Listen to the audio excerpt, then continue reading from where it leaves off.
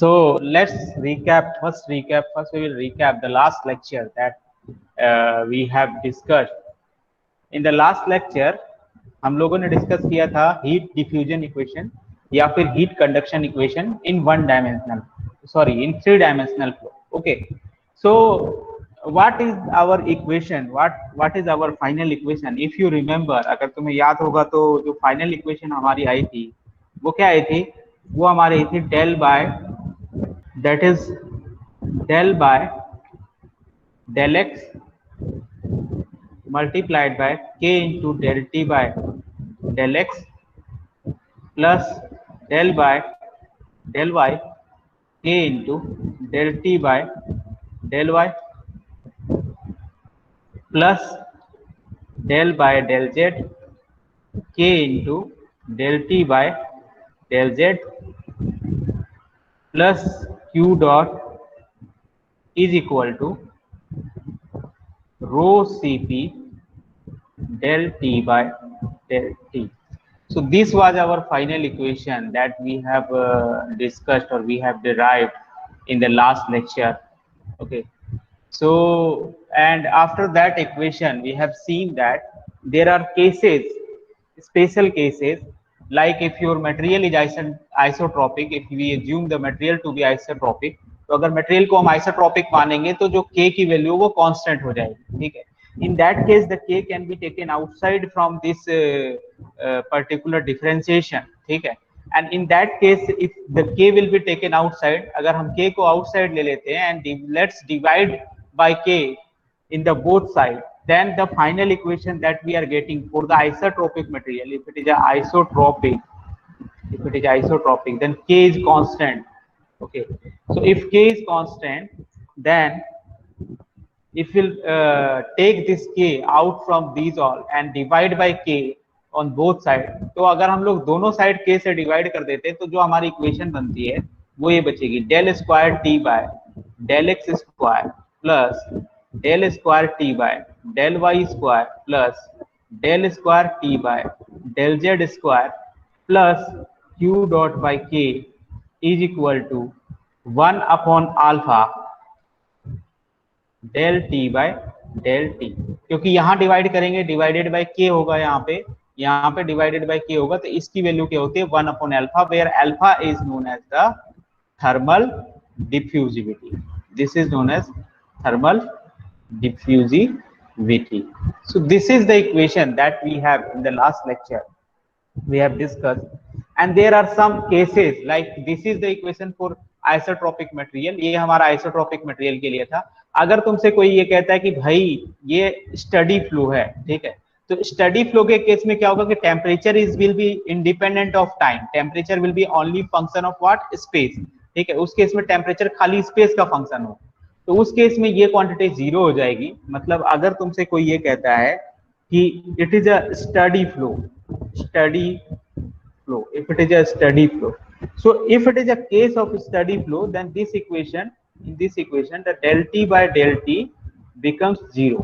Okay, so del t by del t, that means this quantity becomes zero, and the equation reduces to del square t by del x square plus del square t by del y square plus del square t by del z square plus q dot by k is equal to 0. If there is no internal heat generation as well, अगर internal heat generation नहीं है तो ये भी zero हो जाता है. ठीक है, अगर internal heat generation नहीं है तो ये भी जीरो हो जाता है. तो उस केस में जो इक्वेशन बनेगी that will be del t square by del x square plus del t square by del y square plus del t square by del z square is equal to 0. And this equation can also be reduced for the one dimensional flow as we have discussed.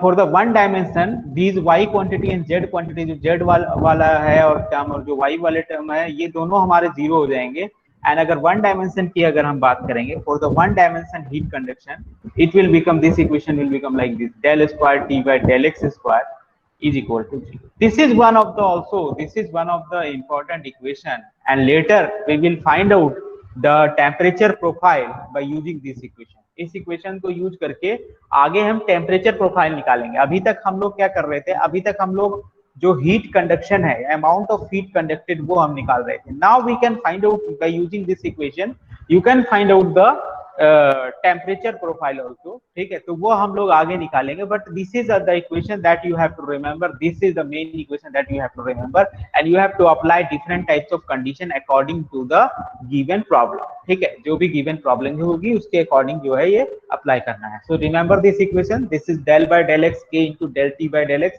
Plus del by del y k into del T by del y plus del by del z k into del T by del z plus q dot is equal to rho Cp into dt. This is not the part, rho Cp into del T by del T. So this is the equation that we have to remember, ठीक है। तो ये हमें equation याद रखनी है आगे के लिए, ठीक है। अब इसके आगे क्या होता है कि इसके आगे अगर देखोगे तो ये जो अभी हमने इक्वेशन ड्राइव करी है, ये हमने बेसिकली कार्टेशियन कोऑर्डिनेट में करी है, ठीक है। मतलब जहां पे हमारे पास एक्स वाई और जेड अवेलेबल था, ठीक है। मतलब जैसे देखो, तुम क्या कर सकते हो कि कोई भी पॉइंट है तुम्हारे पास, अभी हमने ये जो इक्वेशन ड्राइव करी है ये हमने कार्टेशियन कोऑर्डिनेट के लिए करी है, जिसमें हम एक पॉइंट को एक्स वाई और जेड से डिफाइन कर देते हैं, ठीक है, किसी भी पॉइंट को, ठीक है। तो ये हमारा कार्टेशियन कोऑर्डिनेट है, ठीक है। लेकिन हमारे पास सिलिंड्रिकल सिस्टम भी हो सकता है, मतलब हमारे पास जो एलिमेंट है वो हमारा सिलिंड्रिकल भी हो सकता है, या हमारे पास स्फेरिकल एलिमेंट भी हो सकता है, ठीक है। तो सिलिंड्रिकल और स्फेरिकल एलिमेंट दोनों हो सकते हैं, ठीक है। अब डिपेंड करता है कि सिलिंड्रिकल एलिमेंट होगा तो क्या होगा, और जो हमारा स्फेरिकल एलिमेंट है तो क्या होगा, ठीक है। तो इसी तरीके से, जिस तरीके से हमने यहाँ पे ड्राइव करी है इक्वेशन, ठीक है, जैसे हमने यहाँ पे ड्राइव करी है for this Cartesian coordinate, for this Cartesian coordinate we have derived the equation. In the similar way you can derive the heat conduction equation for the cylindrical form, ठीक है, या for the cylindrical coordinate। तो अगर हमारे पास cylindrical coordinate system है, ठीक है, तो इसके लिए भी हम ये जो इक्वेशन है ये derive कर सकते हैं, ठीक है। और जो सिलिंड्रिकल कोऑर्डिनेट सिस्टम होगा उसमें हम जो कोई भी अगर एक कहें कि कोई भी पॉइंट अगर हम यहाँ पे डिनोट करना चाहें जो सिलिंड्रिकल कोऑर्डिनेट में एग्जिस्ट करता है, मान लो कि ये कोई हमारा एक बड़ा सा सिलिंड्रिकल एलिमेंट है, ठीक है। इसमें से हमने एक बहुत ही इनफाइनेटली स्मॉल एलिमेंट हमने यहाँ से ले लिया है, we have taken a very small element from this cylindrical element and this is the zoom view of this element. ये जो है इसका जूम व्यू ये दिख रहा है तुम्हें, ठीक है। अब इस जूम व्यू को अगर देखोगे तो यहाँ पे देख सकते हो कि ये जो हमने यहाँ पे जो पॉइंट हमने लिया हुआ है, या कोई भी पॉइंट अगर हम लेते हैं सिलिंड्रिकल कोऑर्डिनेट में, तो वो कैसे डिफाइंड होता है, ठीक है। मान लो ये सिलिंड्रिकल कोऑर्डिनेट का सिस्टम है, ठीक है। तो सिलिंड्रिकल कोऑर्डिनेट में तीन एक्सिस होगी, एक एक्स एक्सिस होगा, एक वाई एक्सिस होगा, ये एक्स एक्सिस माना हुआ है, ये वाई एक्सिस मानी हुई है, और ये जेड एक्सिस माना हुआ है, ठीक है। As you can see this is the X axis, this is y axis and this is z axis, ठीक है। and this is the point t, we have to define this point t। so in this point in the cylindrical coordinate will be defined by three quantities, okay। the radius r, the radius of this particular point from this z axis, z axis से जो distance होगी वो radius होगी इसकी, so this will be the radius। so first you have to define that radius, ठीक है, what is the radius of that particular point, okay. उसके बाद आता है फाई, जो एंगल तुमने लिया है, मतलब यहाँ से ये जो हमारा एक्स वाई प्लेन है, यहाँ पे ये हमने ये जो एंगल लिया हुआ है ये बीच में कहीं पे लिया हुआ है, तो ये जो एंगल है with the X axis that is phi, ठीक है। You will need that quantity to define that point, ठीक है। As well as you will also require this distance Z, ठीक है। ये जो डिस्टेंस है यहाँ से और यहाँ तक की जो डिस्टेंस है दैट इज जेड, ठीक है। तो ये जो सिलिंड्रिकल कोऑर्डिनेट सिस्टम होता है इसमें कहीं पे भी एक पॉइंट डिफाइन करने के लिए you will need T and phi, angle phi as well as the Z, ठीक है। तो जैसे हम लोग वहां कार्टेशियन कोऑर्डिनेट में सीधा तुम्हें एक पॉइंट डिफाइन करना हो तो तुम क्या लिखते हो, एक्स वाई जेड लिख देते हो, ठीक है। अब यहाँ पे अगर तुम्हें सिलिंड्रिकल कोऑर्डिनेट में कोई पॉइंट डिफाइन करना है तो you will require these three quantity, okay. so you will require basically this angle from x axis of this plane, as well as you have to find what is the distance, this distance z, as well as you have to define that what is the radius, or at which point at which radius this point exists। so you for defining this point at this t point you will need this quantity r, phi and z, ठीक है। तो बिना इसके हम ये जो क्या कहते हैं सिलिंड्रिकल कोऑर्डिनेट सिस्टम है उसमें हम पॉइंट डिफाइन नहीं कर सकते, ठीक है। तो इसके डेरिवेशन पे हम नहीं जाएंगे, ठीक है, क्यों, क्योंकि इसका डेरिवेशन पूछा नहीं जाता है, ठीक है, एग्जाम में आएगा नहीं इसका डेरिवेशन, ठीक है। अगर तुम इसका डेरिवेशन चाहते हो तो मैं तुम्हें अलग से इसकी जो पीडीएफ फाइल है आज मैं तुम्हें सेंड कर दूंगा। जो लोग इसका डेरिवेशन देखना चाहते हैं अच्छे तरीके से एक बार देख लेना अच्छे तरीके से, ठीक है। ऐसे ही निकाल इसमें निकाला था, ठीक है। टोटल एनर्जी या एनर्जी जो हमारा क्या कहते हैं एनर्जी बैलेंस की जो इक्वेशन हम लोग लगाते हैं वही एनर्जी बैलेंस की इक्वेशन को यूज करके हमने निकाला हुआ है। इसमें भी सिमिलर तरीके से ही निकाला है, ठीक है। बस यहाँ पे जो क्वांटिटी आएगी वो डिफरेंट होगी। जैसे यहाँ पे देख सकते हो कि यहाँ पे हमने 3 डायरेक्शन मानी हुई है, ठीक है। एक जो हमारा क्यूजेड है, ये हमारा क्यूजेड एंटर कर रहा है, क्यूजेड प्लस डीजेड यहाँ पे लीव कर रहा है, यहाँ से क्यू फाइव एंटर कर रहा है और यहाँ पे Q five plus D five leave कर रहा है। इसके बाद देख सकते हो यहाँ से हमारा क्यू आर एंटर कर रहा है और यहाँ से Q R plus D R हमारा लीव कर रहा है, ठीक है। So as you can see in this particular elementary element, this is infinitely small element, you can find out the net amount of energy that is going inside this particular cylindrical element, and the net amount of energy that is leaving from this cylindrical element can be calculated, ठीक है। and if we assume the heat generated per unit volume to be q dot, अगर ये q dot हमने heat generated per unit volume मान लेते हैं, then finally you can find out this equation, okay। So how you will remember, the main thing is that ये क्योंकि इसकी कभी कभार जरूरत पड़ जाती है, in the numerical problem you will require these equations, okay। So you must remember or you must have something to remember this equation, ठीक है। तो कैसे इसको याद रखना है इस इक्वेशन को, ठीक है। इसका बहुत ही मैं तुम लोगों को सिंपल फंडा बता देता हूँ कि कैसे, जो देखो अगर तुम्हें ये तो याद करना ही करना है, ये जो इक्वेशन है, ये जो इक्वेशन हमारे पास आई थी फाइनल, ये तो याद करना ही करना है, इसकी तो कोई चॉइस ही नहीं, ठीक है। अगर ये तुम्हें इक्वेशन याद है तो आगे का मैं तुम्हें बता देता हूं how you will remember the cylindrical equation of the heat conduction for the cylindrical coordinate and for the spherical coordinate, okay। so there is a one trick for remembering this equation, ठीक है। अगर इस equation को remember रखना है तो इसके लिए मैं तुम्हें एक ट्रिक बताना चाहूंगा, ठीक है। और वो ट्रिक ये है कि यहाँ पे हम स्केल का यूज करते हैं। मान लो कि हमारा कोई भी सिलिंड्रिकल कोऑर्डिनेट की इक्वेशन है, इसको लिखने के लिए कार्टेशियन कोऑर्डिनेट की इक्वेशन का याद होना बहुत जरूरी है, ठीक है। तो अगर याद नहीं है तो रट लो भाई, ऐसे रट लो कि मरते हुए भी अगर कोई पूछे तो बता सको इस इक्वेशन को, ठीक है।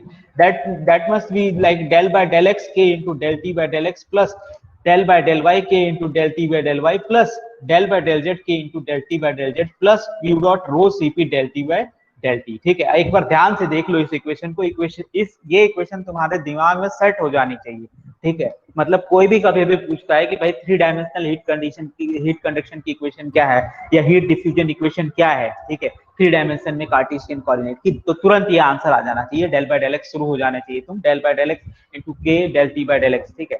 So this equation you have to remember, ठीक है। ये देख लो थोड़ा एक बार ध्यान से, उसके बाद मैं बताऊंगा कैसे याद। सर ये पूछोगे ना कार्टेशियन कोऑर्डिनेट्स वाले? हाँ कार्टेशियन कोऑर्डिनेट वाली पूछूंगा, ठीक है। ये भैया सबको याद हो जानी चाहिए, ऐसे याद कर लो जैसे कोई भी अगर मरते हुए भी तुमसे पूछे तो तुरंत बता दो कि ये कार्टेशियन कोऑर्डिनेट की इक्वेशन। मुझे लगता है याद हो गई होगी मैक्सिमम लोगों को, ठीक है। तो भाई अभिनव अब तो तुम्हें याद हो गई होगी, बताओ।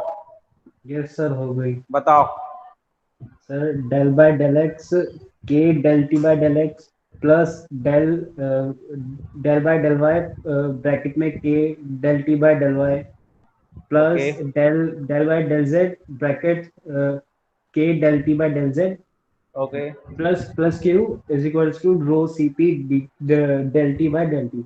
Okay very good. तो अभिनव ने याद कर लिए भाई, ठीक है।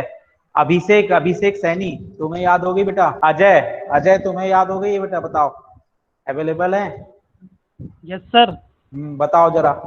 Del by del x into k del T by del x plus del by del y into k del T by del y plus z del upon del z bracket k into del T by del z bracket plus q dot is equals to rho cp del T by del t. Okay, very good. So I think most of you have remembered now.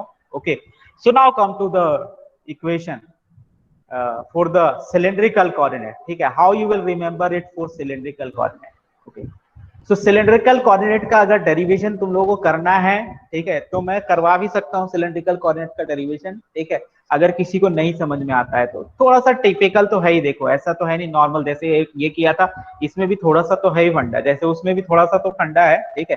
तो मैं करवा दूंगा उसको अगर चाहो, लेकिन चूंकि वो एग्जाम में पूछा नहीं जाता है डेरिवेशन, तो derivation is not so much important for you. हाँ मतलब एग्जाम पॉइंट ऑफ व्यू से अगर तुम चाहो तो मत करो, कोई दिक्कत नहीं है, but if someone is preparing for the engineering services exam or like that, then you must go to the derivation of that, okay। तो अगर इंजीनियरिंग सर्विसेज में ये सब आता है, इंजीनियरिंग सर्विसेज का जो सब्जेक्टिव पेपर होता है ना उसमें आता है। तो अब हम लोग आ जाते हैं सिलिंड्रिकल कोऑर्डिनेट, ठीक है। तो देखो सिलिंड्रिकल कोऑर्डिनेट जो होता है, ठीक है, अब सिलिंड्रिकल कोऑर्डिनेट की जो इक्वेशन है यहाँ पे देख सकते हो कि इसकी जो इक्वेशन है, ये जो इक्वेशन है इसमें देख सकते हो कि 1/r del by del r k r into del T by del r plus 1/r square del by del phi k into del t by del phi plus del by del z k into del t by del z plus q dot is equal to rho cp del t by del t. So if you will see this equation, then you can easily see that there is no change in this q dot and this quantity, ठीक है। तो मतलब right side में कोई change नहीं है, right side same है और q डॉट भी सेम है। मतलब जो मेन चेंज आया है वो ये 3 जो हमारे पास ये आगे के 3 पोर्शन है इनमें चेंज आया, वहां पे भी ये 3 ही थे, अगर देखोगे वहां पे भी 3 टर्म थी, यहाँ पे भी 3 टर्म ही है, ठीक है। कार्टेशियन कोऑर्डिनेट में भी 3 टर्म थी, ठीक है। तो बहुत ही सिंपल है इसमें, ठीक है। इसमें क्या करना है तुमने, एक स्केल रिमेंबर करना है, स्केल तुम्हें एक रिमेंबर रखना है, स्केल, ठीक है। अब वो स्केल क्या होगा, ये स्केल हमारा होगा, देखो क्या करना है तुमने कि जो तुम्हारी कार्टेशियन कोऑर्डिनेट की इक्वेशन थी, ठीक है, अगर तुम्हें वो याद है, ठीक है, तो उसमें क्या करना है कि 1/r से मल्टीप्लाई करना है, मतलब r से मल्टीप्लाई करना है और r से डिवाइड करना है, ठीक है। सबसे पहले अभी बता दूंगा, ये r/r से जो पहली टर्म होगी उसमें r से मल्टीप्लाई होगा और r से डिवाइड होगा, ठीक है। तो यार r/r से मतलब मल्टीप्लाई होगा, सीधा सीधा ये समझ, ठीक है। दूसरी जो टर्म होगी उसमें 1/r स्क्वायर से मल्टीप्लाई होगा, जो तुम्हारी कार्टेशियन कोऑर्डिनेट वाली इक्वेशन है उसमें, ठीक है। और तीसरी जो टर्म है उसमें कुछ भी मल्टीप्लाई नहीं होगा, ठीक है, उसमें 1 से मल्टीप्लाई होगा, लेट मी कॉल दिस 1 से मल्टीप्लाई होगा, ठीक है। अब आती ये तो बात हो गई कि उसके साथ जो क्वांटिटी आ रही है, जैसे मैं यहाँ पे बात करूँ, ये जो r/r में बात कर रहा हूँ, देख सकते हो यहाँ पे ये r से डिवाइड हुआ है और r से मल्टीप्लाई हुआ, ठीक है। 1/r स्क्वायर का मतलब देखो यहाँ पे 1/r स्क्वायर से मल्टीप्लाई हुआ, ठीक है, और बाकी देखो कोई क्वांटिटी इसमें एक्स्ट्रा नहीं, ठीक है। उसके बाद ये लास्ट वाले टर्म में देख सकते हो कुछ भी नहीं एक्स्ट्रा, इसलिए 1 से यहाँ पे मल्टीप्लाई हुआ है, ठीक है। तो ये जो बाहर के टर्म जो आ रही है, ठीक है, जो डेल वाले टर्म नहीं है, ठीक है, उनमें देख सकते हो कि ये डिफरेंस है, पहली बात तो, ठीक है। पहले टर्म में r/r, दूसरे टर्म में 1/r स्क्वायर और उसके बाद 1, ठीक है। और दूसरा है हमारे पास डेल वाली जो टर्म है, ठीक है। तो डेल वाले टर्म में क्या है, ठीक है, जो पहले टर्म है, ठीक है, तुम्हारी पहले टर्म में तो आएगा r, ठीक है, मतलब डेल r आएगा, ठीक है।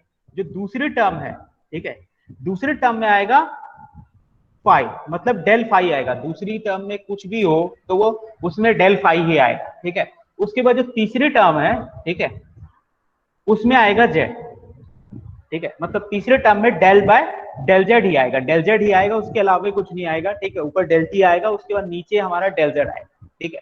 अब इस इक्वेशन को देखो, मैं यहाँ पे लिख देता हूँ पहले वो वाली इक्वेशन जो हम लोगों ने अभी पढ़ी हुई है, ठीक है।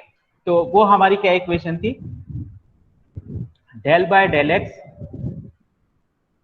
K into del T by del x plus del by del y k into del T by del y plus del by del z k into del T by del z plus q dot is equal to rho c p del T by del t. This is the equation of the Cartesian coordinate, if you will remember, ठीक है। अब देखो इस equation को, अगर ये equation तुम्हें याद है तो ये स्केल बस से तुम्हें याद रखना है, ठीक है। r/r 1/r स्क्वायर एंड 1, ठीक है, और यहाँ पे नीचे है डेल, ठीक है। इसके साथ पहले टर्म के साथ डेल r आएगा, दूसरे टर्म के साथ डेल फाई आएगा और तीसरी टर्म के साथ डेल जेड आएगा, ठीक है। अब देखो यहाँ पे देखो, बिल्कुल ध्यान से देखो, ये देखो पहले टर्म के साथ मैंने क्या बोला, r/r से मल्टीप्लाई होना है, ठीक है, मतलब यहाँ पे एक 1/r आ जाएगा, ठीक है, x वैक्स नहीं आना है यहाँ पे, तो यहाँ पे आएगा r डेल के साथ, ठीक है। तो पहली चीज तो ये कि डेल के साथ r आना है, तो जितने भी यहाँ पे x है उनको r में चेंज कर दोगे, ठीक है। जैसे ये वाला तुम्हारा आर में चेंज हो जाएगा, ये वाला आर में चेंज हो जाएगा, ठीक है। और किससे मल्टीप्लाई होना है, आर बाय आर से, मतलब 1 बाय आर से यहाँ मल्टीप्लाई हो जाएगा और आर से यहाँ मल्टीप्लाई हो जाएगा, ठीक है। तो देख सकते हो ये आर से यहाँ मल्टीप्लाई हो गया, आर से यहाँ मल्टीप्लाई हो गया, ठीक है। और ये हमारा डेल आर हो गया, ये डेल एक्स था तो ये डेल आर हो गया, ठीक है। और यहाँ पे भी क्या हो गया, डेल आर हो गया, ठीक है, ये डेल आर हो गया, ठीक है। इसी तरीके से दूसरे टर्म में 1 बाय आर स्क्वायर से तो मल्टीप्लाई होना है, ठीक है। और जो डेल वाली टर्म है वो y की नहीं रहेगी, वो किसकी रहेगी, फाई की रहेगी, ठीक है। तो कुछ नहीं है, देखो यहाँ पे 1 बाय आर स्क्वायर से मल्टीप्लाई कर दिया, जो डेल वाली टर्म यहाँ y था, इस y की जगह पे फाई आ जाएगा, ठीक है। तो यहाँ पे फाई आ गया, यहाँ पे हमारा फाई आ गया, और यहाँ पे भी क्या आ गया, फाई आ गया, ठीक है। यहाँ पे y था, ये y किससे रिप्लेस हो गया, फाई से रिप्लेस हो गया।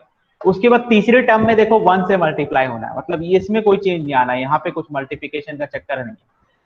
तीसरी जो टर्म है उसमें डेल जेड आना है, तो ऑलरेडी इसमें डेल जेड ही है, तो तीसरी टर्म तो सेम ही है, कोई फर्क ही नहीं है तीसरी टर्म में। तो तीसरी टर्म को तो तुम्हें छेड़ना ही नहीं है इसमें, ठीक है। तीसरी टर्म में डेल बाय डेल जेड ही है, ठीक है। तो तीसरी टर्म में कोई भी चेंज नहीं है, बस इन दोनों टर्म्स में आर बाय आर से मल्टीप्लाई हो रहा है, और 1 बाय आर स्क्वायर से हमारा क्या हो रहा है, यहाँ पे मल्टीप्लिकेशन हो रहा है, और यहाँ डेल के साथ आर आएगा, यहाँ डेल के साथ वाई आएगा, ठीक है। तो इस तरीके से तुम रिमेंबर रख सकते हो, उसके लिए तुम्हें ये स्केल बस रिमेंबर रखना पड़ेगा भाई, ठीक है। इसके बिना नहीं याद रख पाओगे, स्केल बस याद रख लो कि जो स्फेरिकल कोऑर्डिनेट का स्केल है that is R by R comma 1 by R square comma 1, ठीक है। एंड डेल के साथ आएगा R phi Z, so you have to just remember this R by R comma 1 by R square 1 R phi Z, और ये याद रखना है कि इसको कैसे सेट करना है इक्वेशन, ठीक है। Then you can easily get this cylindrical coordinate equation, ठीक है। समझ में आ गया ये कैसे कैसे इससे याद रखेंगे, इस जो जनरल हमारे पास कार्टेशियन कोऑर्डिनेट है इससे इस वाली इक्वेशन पे कैसे आएंगे, बस ये याद रखना है, ये इतना तो याद रखना ही पड़ेगा, ठीक है। अब ये याद रखना आसान है ना, ये तो कर सकते हो याद, इसमें क्या है, R by R into 1 by R square 1 R phi Z, बस सिंपल है बहुत ही, ठीक है। Yes sir. तो इस तरीके से तुम्हें जो है सिलिंड्रिकल कोऑर्डिनेट की इक्वेशन मिल जाएगी, ठीक है। अब आते हैं स्फेरिकल कोऑर्डिनेट पे। स्फेरिकल कोऑर्डिनेट के लिए भी इसी तरीके से मैं एक स्केल बता देता हूं, उससे तुम जो स्फेरिकल कोऑर्डिनेट की इक्वेशन है उसको तुम याद रख सकते हो, ठीक है। तो स्फेरिकल कोऑर्डिनेट के लिए जो हमारे पास होती है, देखो इस तरीके का होता है, स्फेरिकल कोऑर्डिनेट कहीं पे भी होगा, ये स्फेयर है, ठीक है। स्फेयर में एक एलिमेंट लिया हमने, ठीक है, बहुत ही छोटा एलिमेंट लिया स्फेयर में, ठीक है, एलिमेंट्री एलिमेंट, और उसको मैंने यहाँ पे जूम करके दिखाया हुआ है, ये जूम व्यू है इसका, ठीक है।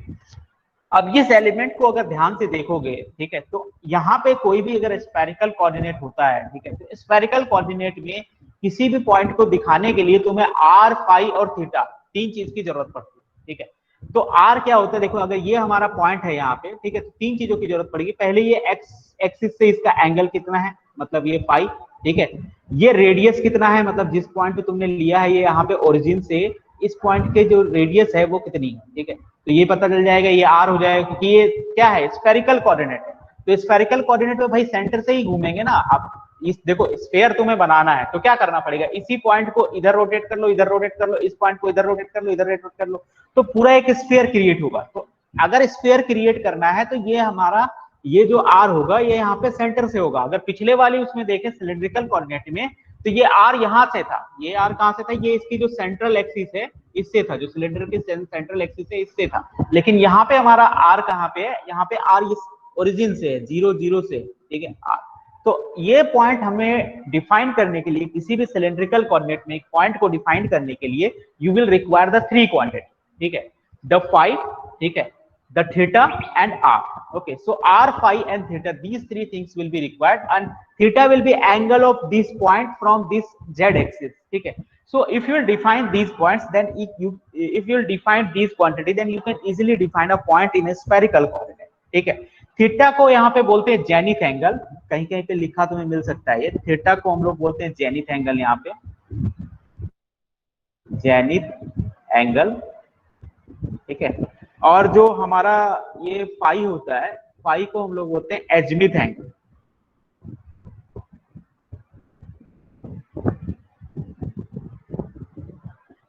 एजमिथ एंगल। तो ये कभी कभार ऐसा हो सकता है कि ये लिखा मिल जाए कि zenith angle is this and azimuth angle is this, ठीक है। तो यहाँ पे भी हमें स्केल याद रखना पड़ेगा। इसकी इक्वेशन देखो बहुत डिफिकल्ट है, मतलब अगर ऐसे याद करने जाओगे तो इक्वेशन याद ही नहीं रख पाओगे, हो सकता है भूल जाओ इक्वेशन, ठीक है।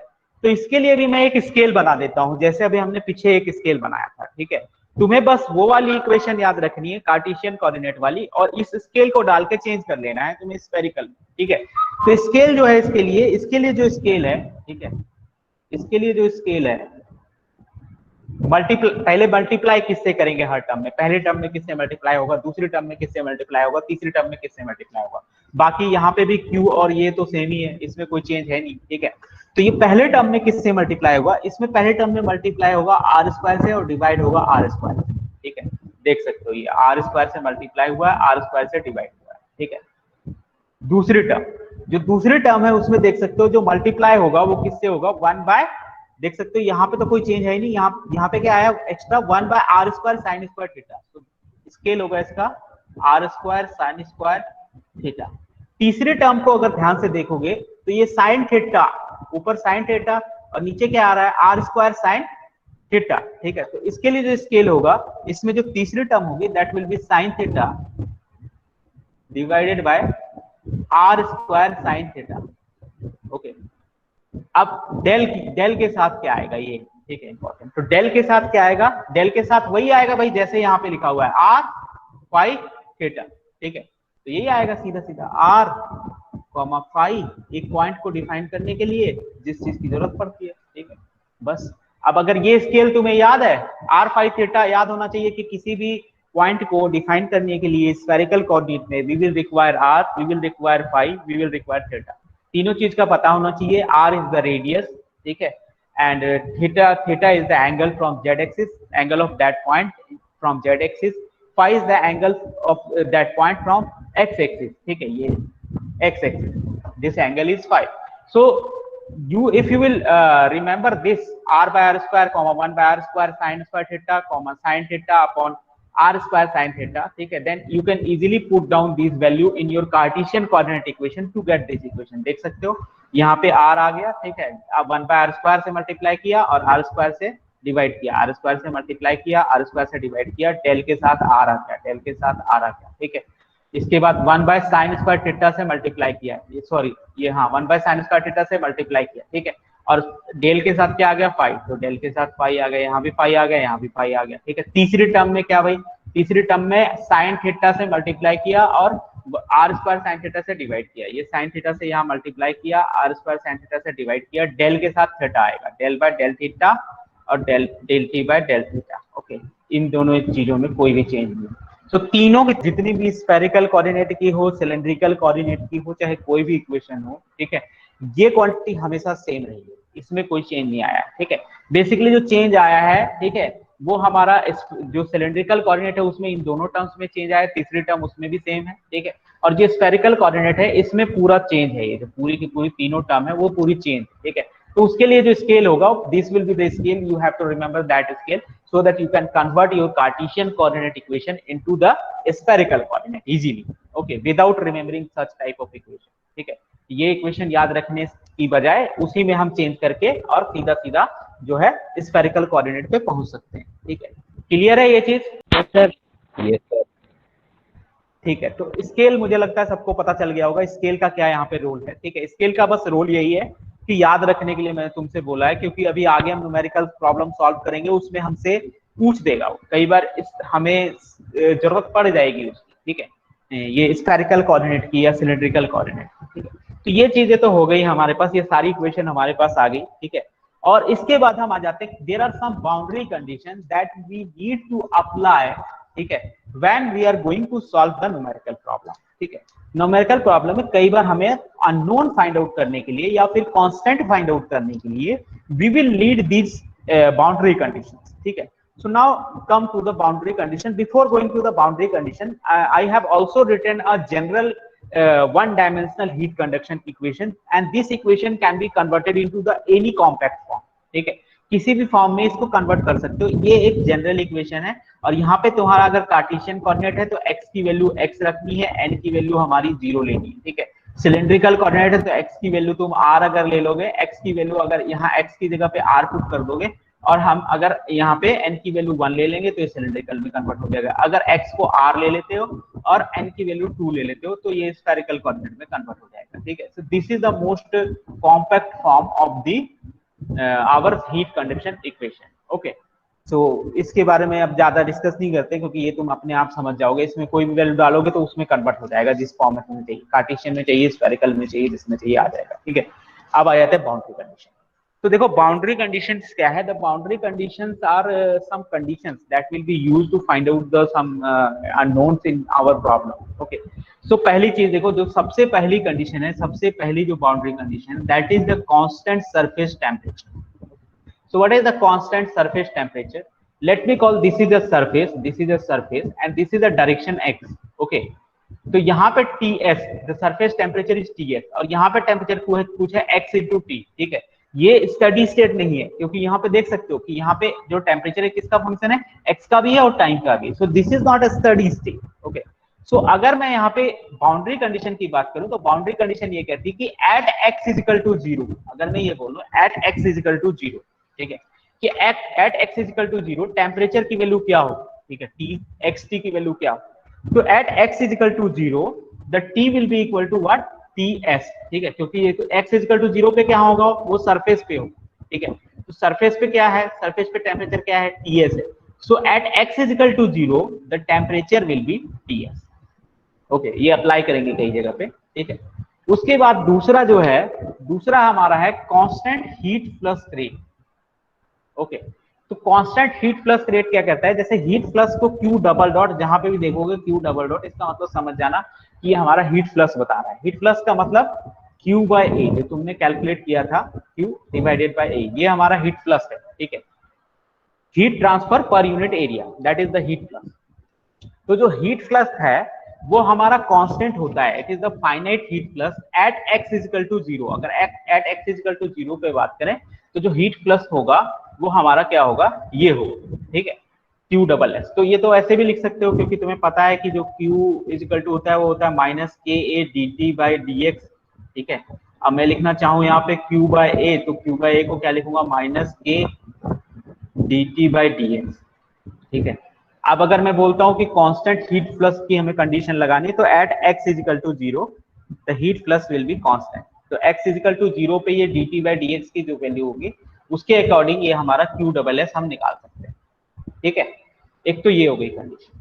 दूसरा कंडीशन ये हो सकती है कि जो तुम्हारी वाल है, ठीक है, जैसे ये हमारा वाल है या इंसुलेटेड सरफेस है मान लो, ठीक है, जो भी वाल है ये हमारा कई बार इंसुलेटेड भी हो सकता है। मान लो कि ये हमारा इंसुलेटेड, ठीक है, तो अगर ये इंसुलेटेड है तो इंसुलेटेड के केस में यहाँ से कोई हीट फ्लो होगी नहीं, ठीक है, और ना ही यहाँ से कोई हीट जाएगी। ठीक है, इसका मतलब उस केस में जो हमारा यहाँ पे फ्लक्स होगा दैट विल बी जीरो। ठीक है, उस केस में जो फ्लक्स होगा, हीट फ्लक्स होगा, दैट विल बी जीरो। तो हीट फ्लक्स अगर जीरो होगा तो इसका मतलब माइनस यही हो, हीट फ्लक्स यही है, k into d T by D x. ठीक है, इसका मतलब k into d T by D x की value at x is equal to zero पे, at x is equal to zero पे ये किसकी, इसकी वैल्यू जो होगी जीरो होगी। ठीक है, अब at x is equal to zero पे जीरो होगी, क्यों, क्योंकि ये हमारा, ये हमने इस वाल को क्या माना हुआ है, वाल को हमने माना हुआ है एडियाबेटिक। ये स्पेशल केस है when you are assuming your wall to be adiabatic. Okay, तो at x is equal to zero this will be zero. ठीक है, तो इसका जीरो होने का मतलब क्या है, के तो जीरो हो नहीं सकता भाई, के थर्मल कंडक्टिविटी है, कुछ ना कुछ वैल्यू होगी होगी थर्मल कंडक्टिविटी की, जीरो हो नहीं सकती। तो क्या चीज जीरो होगी, तो उस केस में del T by del X की वैल्यू क्या हो जाएगी, जीरो की। तो वही कंडीशन लिखी हुई है कि del T by del X की वैल्यू उस केस में क्या हो जाएगी, जीरो हो जाएगी। होना तो ये चाहिए था कि K into del T by del X की वैल्यू जीरो होनी चाहिए, लेकिन थर्मल कंडक्टिविटी तो कुछ ना कुछ होगी, कोई भी मटेरियल होगा, ये चाहे हमारे वाल का कोई भी मटेरियल होगा तो इसकी कुछ ना कुछ तो थर्मल कंडक्टिविटी होगी, तो इसीलिए इस के की वैल्यू तो जीरो हो नहीं सकती। ठीक है, K can not be zero, तो that's why this del T by del X will be zero. ठीक है, del T by del X at X equal to zero will be zero. So this is the another boundary condition that we are going to apply in our real problem. Okay. उसके बाद एक जो तीसरी वाली है, ये बहुत important condition है, convection heat, convection surface condition. ठीक है, अब ये कन्वेक्शन सरफेस कंडीशन क्या है, मान लो कि यहाँ पे कोई फ्लूइड, ये कोई हमारा सरफेस है, this is the surface, this one is our surface, this is the surface, not, it is not insulated, this is our surface as you can सी।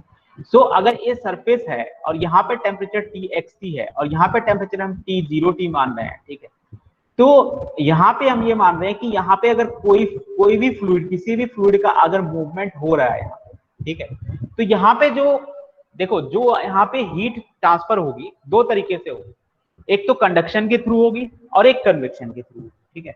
तो जो कंडक्शन के थ्रू हीट ट्रांसफर होगी that will be equal to what, conduction heat transfer. क्यों? क्योंकि यहाँ पे तो fluid यही है ना, तो जो भी हमारा कंडक्शन से हीट ट्रांसफर होगा, जो भी कंडक्शन से हीट ट्रांसफर होगा that will be equal to what, the heat transfer by convection. Okay, so that's why अगर ऐसा है तो जो Q कन्वेक्शन है, ठीक है, Q कन्वेक्शन जो है that will be equal to Q conduction.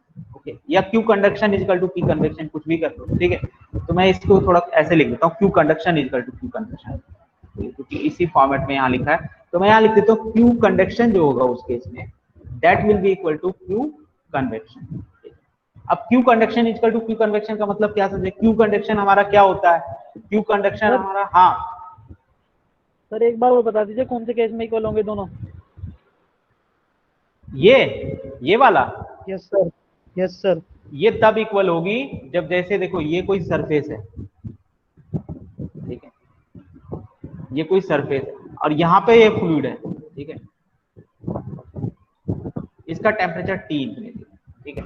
तो इस केस में इस सरफेस से जो हीट ट्रांसफर होगा, ठीक है, चाहे कंडक्शन से बोलो चाहे कन्वेक्शन से बोलो, वो सेम होगा। क्यों सेम होगा? क्योंकि देखो जो यहाँ पे फ्लूइड होगा यही तो इससे टकरा रहा होगा, ठीक है, समझ रहे हो, और इससे हीट लेकर के वो आपस में ट्रांसफर कर रहा होगा। मतलब जो कन्वेक्शन के थ्रू हीट ट्रांसफर हो रहा है वही हमारा कंडक्शन के थ्रू भी हीट ट्रांसफर होगा। अगर ऐसा कोई केस है कि इधर एक फ्लूइड है और इधर एक सरफेस है, ठीक है, और जनरली वैसे भी अगर हम कहें तो स्टडी स्टेट कंडीशन के लिए, कहीं भी अगर स्टडी स्टेट कंडीशन मानोगे तो स्टडी स्टेट कंडीशन में याद रखना तीनों बराबर होंगे हमेशा, ठीक है। Q convection, Q conduction, Q radiation, कुछ भी हो, ये तीनों इक्वल होंगे if we are assuming that steady state condition. वो हम बाद में डिस्कस करेंगे। अभी फिलहाल ये समझ लो कि Q कंडक्शन की वैल्यू Q कन्वेक्शन के बराबर होगी।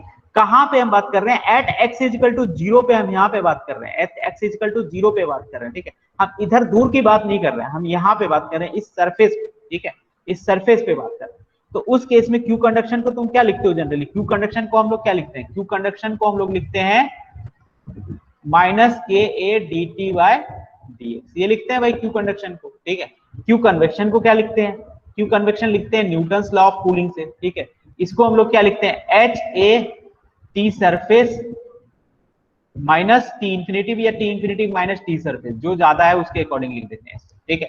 जो ज्यादा है, अगर टी इंफिनिटी ज्यादा है तो टी इंफिनिटी को ले लेते हैं, यहाँ पे टी इंफिनिटी मान लो कि ज्यादा है, ये मान लिया, ठीक है। तो उस केस में इन दोनों की वैल्यू बराबर होगी, तो इन दोनों की वैल्यू को इक्वेट करोगे तो देख लो ये हमारा हट जाएगा, एरिया कट जाएगा और फाइनली क्या बचेगा कि ये k into del T by del X at x is equal to 0 will be equal to h into T infinity minus T, ठीक है। So this is the another boundary condition that we will use at the surface. The convective heat transfer will be equal to conductive heat transfer. ठीक है, बहुत ही simple सा फंडा है। यहाँ पे देख लेना डिस्टेंस क्या लिए है, x इजिकल टू 0, ठीक है, हर जगह वही डिस्टेंस ली हुई है, x is equal to 0, x is equal to 0, ठीक है। तो हर जगह हमने वही कंडीशन लगाई। इसके अलावा भी कुछ कंडीशन होती हैं तो वो तो पर्टिकुलर दी होगी, जो भी वो हम लेंगे, ठीक है। यहाँ तक समझ में आ गया? ये बाउंड्री कंडीशन समझ में आ गई सबको? कुछ भी नहीं है बाउंड्री कंडीशन में भाई, जो कंडीशन है वो लगा दिया है और कुछ नहीं है, जो कंडीशन है वो लगा दी है। अगर एडियाबेटिक मान लिया तो हीट ट्रांसफर 0 होगा, हीट ट्रांसफर हमारा ये होता है, इसको 0 कर देंगे del T by del X की वैल्यू 0 हो जाएगी, ठीक है। तो ये सारे हमारे पास जो है कंडीशंस हैं, ये अब तुम लोगों को समझ में आ गई है, ठीक है। अब मैं तुम लोगों को बताने वाला हूँ जो नेक्स्ट क्लास होगी, नेक्स्ट क्लास में मैं तुम्हें ये जो मैंने बाउंड्री कंडीशंस बताई है, ठीक है, उसका हम लोग एक न्यूमेरिकल डिस्कस करेंगे, ठीक है। और मैं तुम्हें ये बताऊंगा कि जो प्लेन स्लैब होता है, जो मैंने तुम्हें अभी लास्ट में इक्वेशन बताई थी वन डायमेंशन की, del square T by del X square, ठीक है, उसका यूज करके हम टेम्परेचर डिस्ट्रीब्यूशन कैसे निकाल सकते हैं किसी भी प्लेन स्लैब में, ठीक है। जैसे अभी तक तुम देखते आ रहे हो कि जो हमारी प्लेन स्लैब होती है वो कुछ इस तरीके से होती है, मान लो प्लेन स्लैब इस तरीके से होती है हमारी प्लेन स्लैब, ठीक है। अभी तक तुम ये देखते आ रहे हो कि यहाँ का टेम्परेचर मैं बता देता हूँ T1 हाइयर, यहाँ का बता देता हूँ T2, ठीक है। अगर मैं कहूँ भैया यहाँ का टेम्परेचर क्या होगा, तो अभी हमारे पास इक्वेशन नहीं है, ठीक, जिस इक्वेशन से हम ये बता पाए कि यहाँ का टेम्परेचर क्या होगा, T की वैल्यू क्या होगी यहाँ, ठीक है। जनरली ये जो T होता है, अगर स्टडी स्टेट माने तो ओनली फंक्शन ऑफ x होता है, ठीक है। अगर स्टडी स्टेट मानोगे तो x का फंक्शन होगा। तो अभी हमारे पास ये तो पता है हमें कि ये लीनियर होता है, ठीक है। आगे मैं ये भी बता दूंगा कि ये लीनियर ही होगी प्रोफाइल, ठीक है। अगर स्टडी स्टेट और वन डायमेंशनल का केस है तो हमेशा जो T1 और T2 के बीच का डिफरेंस होगा this will be always linear. इसको भी हम लोग प्रूव करेंगे आगे। लेकिन अभी हमारे पास इक्वेशन नहीं है जिससे हम किसी भी पॉइंट पे, मैं बोलूँ कि यहाँ से भाई ये इसकी डिस्टेंस कुछ होगी, मैं बोलूँ यहाँ से 0.5 मीटर पे मुझे ये बता दो कि ये Tx की वैल्यू क्या होगी, तो अभी हम नहीं बता सकते। तो आगे जाकर के हम लोग ये डिराइव करेंगे इक्वेशन जिससे हम एक पर्टिकुलर पॉइंट पे भी, कहीं पे भी हम बता पाएंगे कि टेम्परेचर क्या है, ठीक है। तो आगे हम लोग ये भी करेंगे और न्यूमेरिकल भी मैं तुम लोग को इसमें सॉल्व कराऊंगा, क्योंकि न्यूमेरिकल सबसे इंपॉर्टेंट है। विदाउट न्यूमेरिकल सॉल्व किए, और जो भी न्यूमेरिकल सॉल्व कराऊंगा that will be based on practical, ठीक है। मतलब जो प्रैक्टिकल हमारे पास डेटा होगा उस पे बेस्ड न्यूमेरिकल मैं करवाऊंगा इसमें, ठीक है।